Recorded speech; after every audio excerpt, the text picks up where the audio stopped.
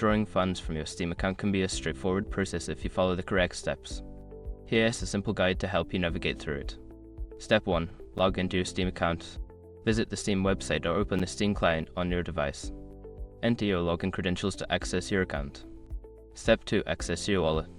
Once logged in, navigate to your account details. Look for the account details section where you will find information about your Steam wallet balance. Step 3. Check withdrawal options.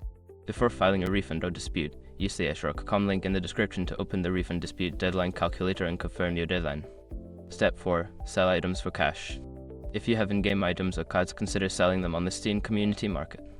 Once sold, the funds will be added to your Steam wallet, which can then be used for purchases or transferred to other accounts. Step 5. Use third-party services. If you want to convert your Steam wallet funds to cash, research reputable third-party services that allow you to sell your Steam wallet funds. Follow their guidelines to complete the transaction safely. In conclusion, while withdrawing funds directly from Steam is not possible, utilizing the community market or third-party services can help you access your funds. Always ensure you are using trusted platforms to avoid scams.